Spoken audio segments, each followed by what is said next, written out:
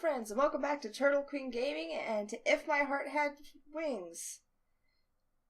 Katori has arrived as our morning homeroom class is finished because she's late. Could have just walked with us. Whatever. We don't want to be nice to her anyway, apparently.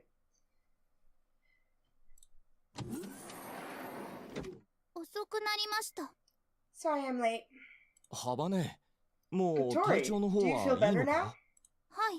Yes, thankfully. I see. I was worried about you.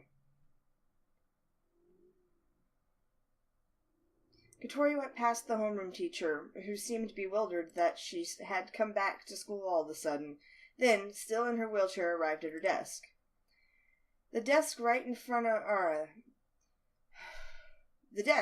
at the front was the only one that didn't have a chair. Everyone looked on, puzzled. I'm not an animal in a zoo. Rumph. Now that Katori was in school, she started her cool allure routine again. She concentrated during the lesson and answered the teacher's questions easily when asked. It seems like her grades in regular subjects are top class. During recess, she sat at her desk reading a book or going off somewhere. She didn't try to talk to anyone, and even if a geha tried to speak to her, she acted like she hadn't noticed. The other girls in the class looked like they were worried about how they should treat her and watched her from a distance. During gym class, the way she looked on bored left an impression on me. She always looked like she was all alone and didn't seem to be enjoying herself very much. Hey, Katori! At lunchtime, I found Katori carrying her bag, about to leave the classroom, and chased her down the hallway. It's lunchtime, you know? What are you doing? Okay, bye! Suddenly, Katori dashed away at an unbelievable speed. What? Hey! In the heat of the moment, I tried to chase her, but I thought I would bump into passing students, and I was too slow to start moving. In the meantime, Katori had already gotten inside the elevator. According to the school rules, most students are not allowed to use the elevator. It was only supposed to be used by workers or teachers carrying big loads or disabled students like Katori. Our school had the same deal. Even so, I chased after her, only for the doors to close mercilessly in front of me. Nah. Through the glass, the one with the self-proclaimed cool allure stuck her tongue out and headed to the floor below, as I stood and watched. You're not getting away.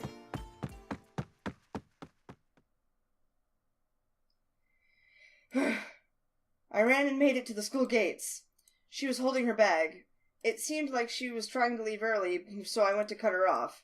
However, I can't deny the possibility that her lunch was in that bag. Maybe I got the wrong idea. If that's not it, then what could be the problem?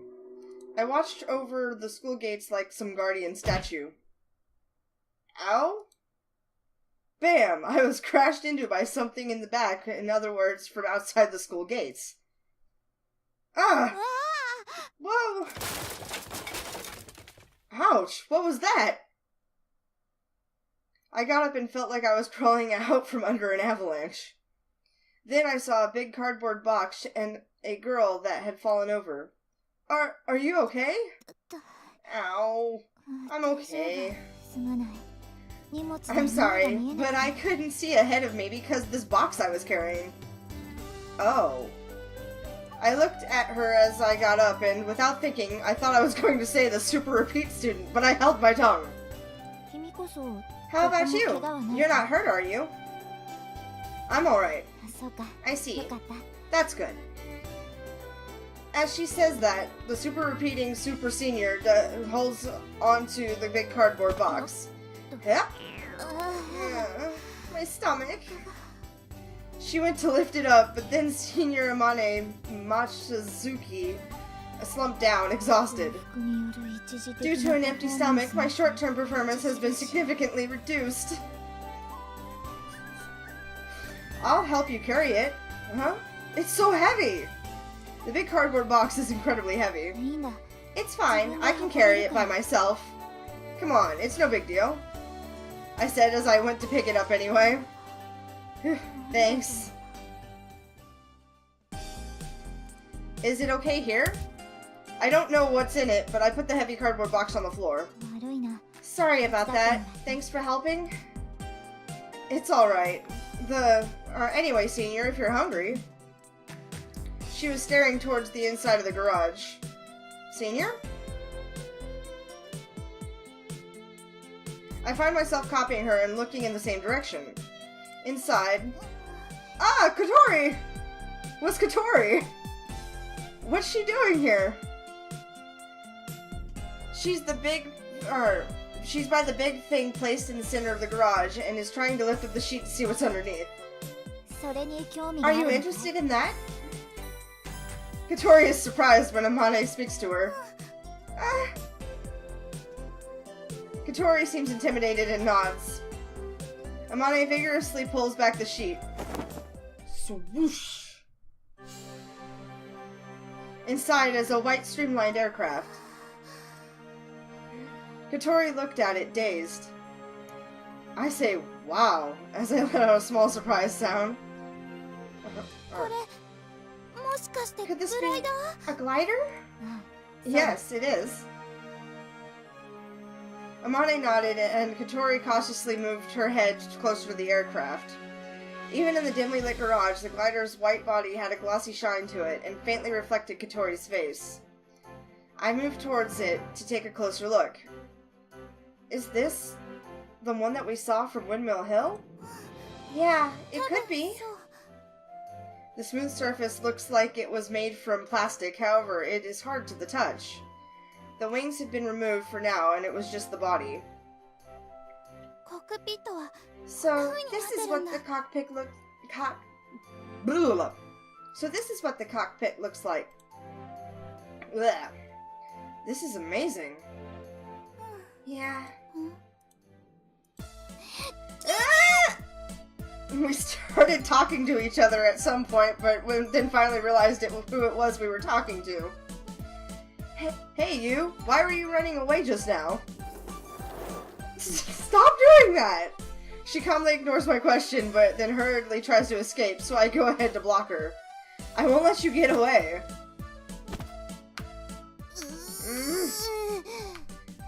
Why did you come? Why did you come here for? You're not here to eat lunch, are you?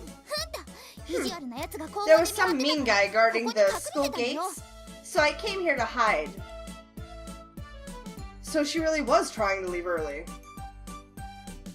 Do you know her? Amane was listening carefully to our conversation. Katori? This tastes good. Amane was wolfing down a Neapolitan pasta box, and Katori and I both had a face that seemed to say, "Whoa!" and looked on in amazement. Why would we say whoa? Well, to see such a beautiful girl do something like that, I feel really disappointed. Oh. She didn't know that when she was eating ice cream like a crazy idiot, I had the same reaction when I was watching her. That's so messed up. By the way, the thing that Amane was eating was the lunchbox I had brought. As usual, the boarders hadn't eaten the breakfast I had made for them, so I packed it as my lunch. I had made 2 lunchboxes. One was for me. As for the other one, I thought that if Katori was going to go to school, she might have found it difficult at lunchtime, so I was worried about her and brought her another lunchbox. That's why I was chasing her. If she didn't need it, I thought that I might eat them both myself, but she ran away before I could ask her. But is this okay? For me to eat your whole lunchbox? Asked Amane, even though she had already eaten most of it before asking. I've already eaten my one. I was hungry during morning recess, so I'd eaten my lunch early. Relieved to hear my answer, Amane continues to enjoy the cold Neapolitan pasta. Whoa, this is delicious! It's been a while since I had proper food like this. Didn't you have anything to eat after I saw you yesterday? I only gave her one piece of bread. Amane stopped moving her chopsticks and took a good look at my face. Could you be the one that... Or could it be that you're the person who gave me that bread yesterday? You've only just now realized? Well, I was concentrating on something yesterday. She really is weird. Oh, I see. So this is the second time you've saved me. She looked at me with eyes that sparkled like a little kid's. If she were a dog, her tail would definitely be wagging like crazy. I received that bread from you approximately 20 hours ago. Prior to that, the last meal I had eaten was roughly 70 hours earlier. I counted on my fingers. If there are 24 hours in a day... That's 3 days ago! I went to Taiyuken and ate pork ramen with all the toppings. The soup was rich and delicious. She recalls this and her face looks like she's about to start drooling. Why don't you eat? Are you on a diet? I forgot. What? When I'm thinking about something, I forget about everything else. That's because I'm stupid. What? That doesn't make you stupid. Amani replied with pride. And you're proud because you're stupid? I'm so confused. I'd prefer it if she didn't compare it to when people forget things because they're hungry. Are you building this glider? Yeah. Are you doing that here? The Soaring Club uses the garage as a clubhouse. Soaring Club? I wasn't familiar with that name.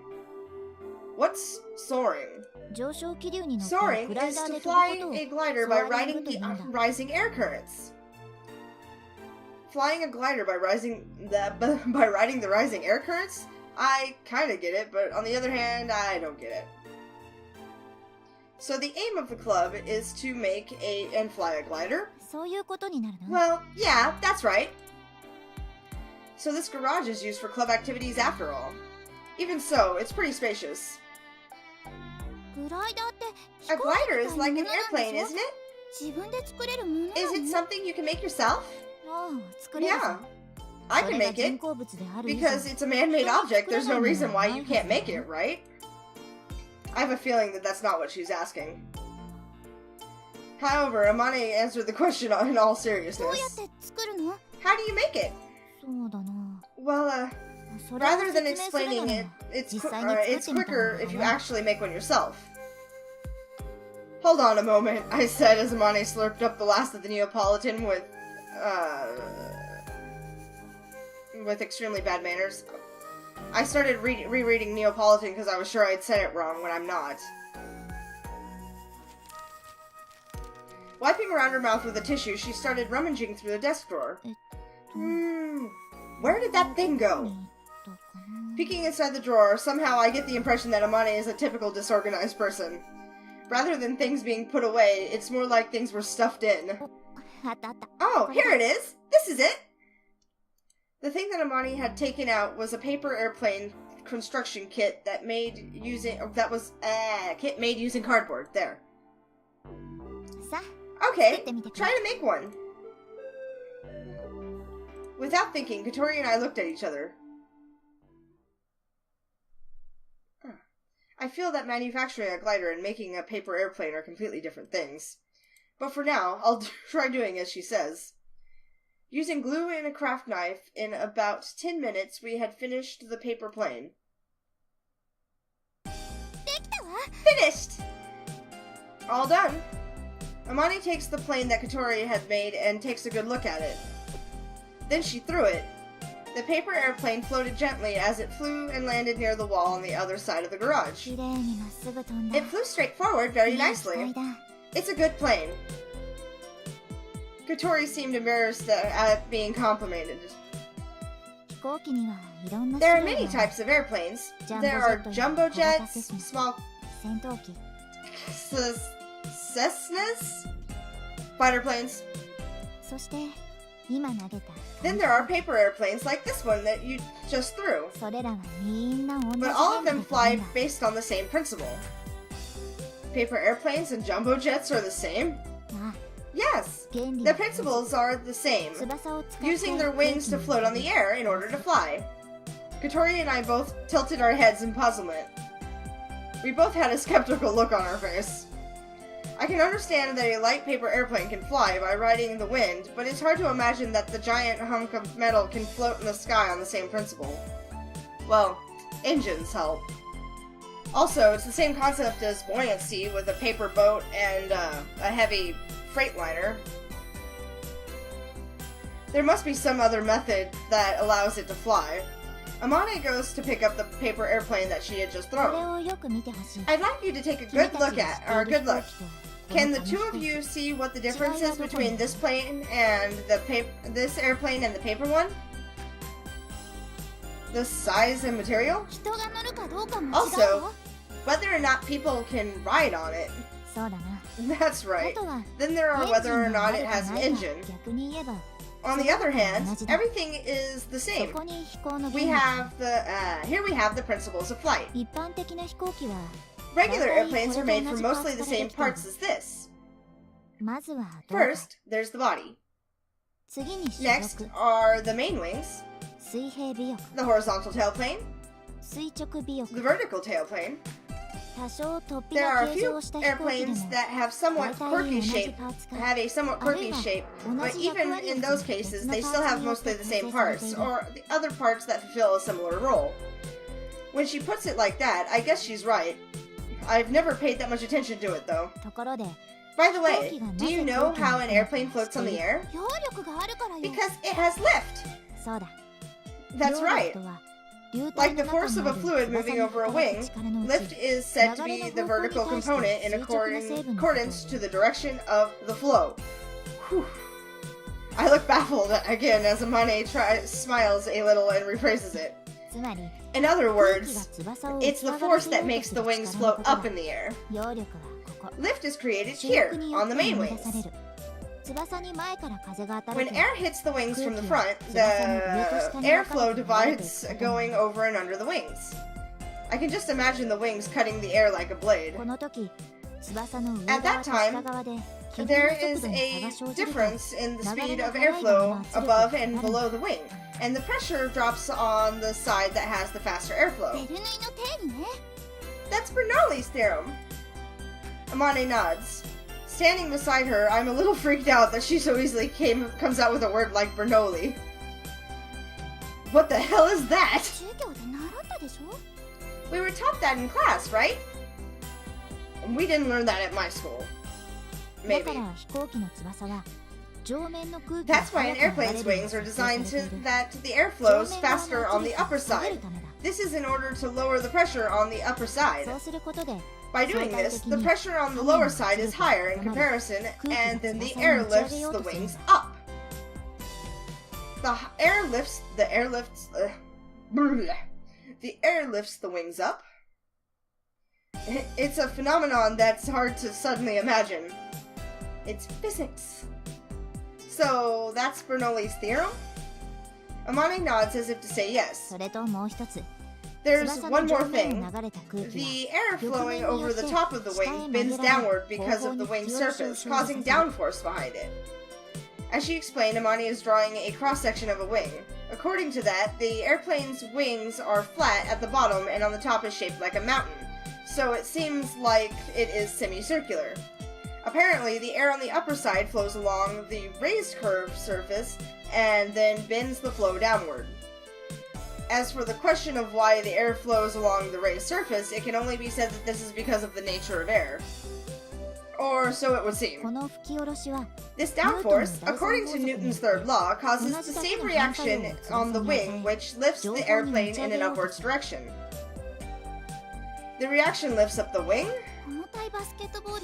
When a heavy basketball hits the ground, doesn't it seem that it's floating weightlessly? It's the same as that.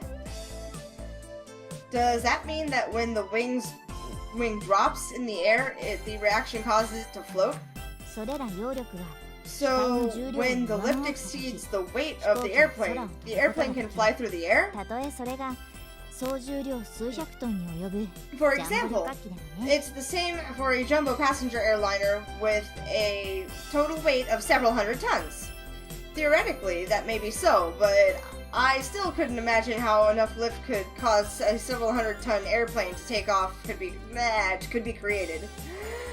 However, airplanes do actually fly in the sky. The main wing that create the lift are the parts necessary to make the airplane fly in the sky. I don't know if I understand or not. However, I understand that the main wings are the most important part. Next are the tailplanes, of which there are two types, vertical and horizontal.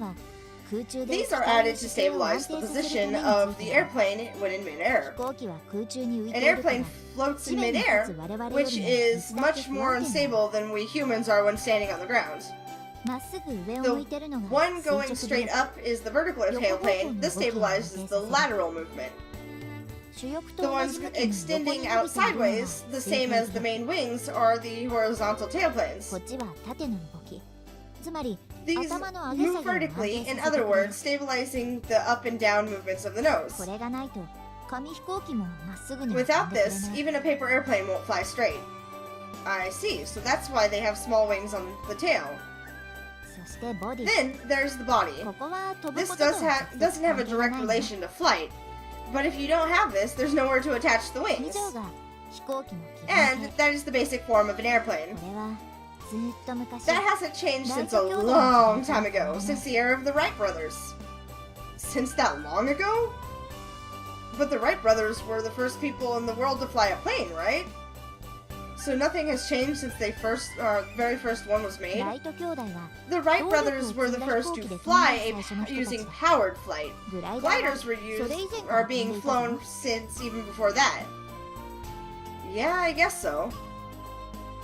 I always thought that the Wright brothers were the first to fly. If you know the role of the wings, you should try it on a paper airplane. For example, if you were to bend the vertical tailplane a little, like this, the plane that Amane threw curved gently as it flew. Also, if you curved the part of the main wings a little, she bent the left and right main wings so that they twisted at the back. This time, the plane twisted as it flew. Hey, that's pretty interesting. Seeing this, Katori started to adjust the tailplane on her own paper airplane. Watch this! Full of confidence, Katori threw her paper airplane. Whoa! It did a beautiful loop-to-loop before landing. That's cool, it did a loop-to-loop. This paper airplane is really interesting. Katori and I both got really engrossed in adjusting the wings and playing around. Sometimes, the paper airplanes displayed some mid-air acrobatics, and other times they didn't fly at all and crashed to the ground. However, by trying it for ourselves, we were able to get a real understanding of the role of the wings. By just adjusting the shape of the wings a little, you can make them fly in many different ways. Actually, airplanes have many smaller wings, such as ailerons. The aircraft is controlled by adjusting them. As she explained, Amane moved to the side of the garage. Then she lovingly laid her hand on the glider. This glider doesn't have an engine. It is like a bigger and more robust paper airplane. The only thing that has been added is the cockpit. Katori and I looked at the paper airplanes in our hands. I imagined riding it and flying through the sky. This is just like the fantasies I envisioned as a kid. The glider in front of me was the real thing. How about it? You just felt like you could make one, didn't you? But it doesn't have an engine. How does it fly? Paper airplanes gain thrust by being thrown by people. By riding the wind. I bet a glider is scary as hell to, take off, because you're literally just, going off a cliff and hoping that the wind picks you up before you crash and die. Both I and Katori gazed at the white aircraft. That day, we saw this flying on from Windmill Hill. That hill is so hard to pronounce for me. Riding the wind, that expression expresses it so perfectly, the way it just flew so smoothly and calmly. Riding the wind. Amane nods happily. Then, by riding rising air currents, you can fly anywhere. Anywhere? Yes, you can even go above the clouds. Above the clouds. Katori looked at the aircraft with an expression of disbelief. I also couldn't imagine that this thing flying above the clouds. Have you been there? Above the clouds? Well, that's Suddenly her mood drops. I only put it together recently. I finally took it out on a test flight. It was that time! Katori and I react by exchanging glances. The wings weren't strong enough and snapped halfway through. So, you mean... Yeah, it was pretty dangerous. If they had broken completely, I might have fallen to my death at the lake. She laughed as she spoke. What the fuck? That's not okay! I have to rebuild them. It's because I'm not so good with my hands. I'm good with my hands! She makes the plans, I build the plane. Also, I know some of the instruments are broken, but I'm having trouble getting my hands on the parts. Why don't you make them yourself? Katori said that so easily. At a school where things like this are taught, they can have all the equipment you need to make anything, from a screw to an aircraft. That's no good either. Amane, with a troubled look on her face, took some broken parts from the drawer. The diaphragm is one of the parts used to make the airspeed controller. This was a special order, and the factory where this was made shut down a long time ago. Katori and I gazed at the parts in the palm of Amane's hand. It certainly looks as if it would be easy to make. If this is the kind of thing that can be made in a town factory, there might be something that can be done about it. Amane's eyes light up as I quietly mumble. Really? Well, I don't know until I ask, but I know someone like that. Please!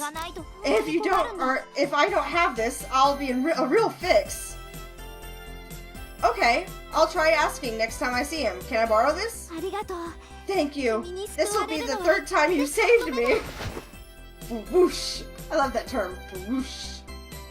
Whoa! Suddenly, she gives me a full-on hug and we're even cheek to cheek. Thank you, thank you! You can thank me once I've actually got it. Oh, yes. I guess you're right, but this includes thanks for lunch. So, let me express my thanks one more time. No, that's enough, seriously. Really? Don't deny my hugs! Katori was suddenly glaring at me. I wonder if this will really fly. Katori and I both gazed at the glider with the same look on our face. By the way, you two, if you're interested in gliders, I'm getting the feeling that this soaring club is going to keep Katori in school and, like, everything, and I feel like she probably is staying in school because her club died out a long time ago. She's the only member of Soaring Club. No! She was going to ask us to join the club! Come on now! The bell rings, interrupting Amane. Amane flinches in surprise and quickly turns her back to us. If we're interested, what is it? No, it's nothing. Forget about it. Somehow it seems she's avoiding something. All her friends graduated and left, leaving her alone in Soaring Club. Amane? What? Can I come and see you again? Yeah, of course. If you're interested, come anytime. I have to bring her those parts as well. And food. Feed her. You too. Come again. Sure. As Katori nods, Amane grins as she nods back. She's really beautiful, but her smile somehow makes her look like a little kid, which is adorable. Alright, shall we go back? I started pushing Katori's wheelchair and decided to start walking. Hey! Where are you taking me? The classroom, of course. No! Stop! I'm hungry! I haven't eaten lunch yet! You reap what you sow. I said stop! Hey! Don't push me! I brought Katori with me against her wishes and we returned to the classroom. You will go to school. Aoi! Owie! We went back to the dormitory and someone called out to me when I was at the gate. I went back by myself, without Katori. Aoi. Tatsuya? Oh, that's my other friend. Anchan! Anchan? Anchan. Is it Anchan or Anchan? When I saw who it was, my level of enthusiasm went up by 500%. Oh, well, actually, we should probably cut it there. We'll introduce to Anchan. Eventually, I'll hear it in the next episode. So, till then, peace out, y'all.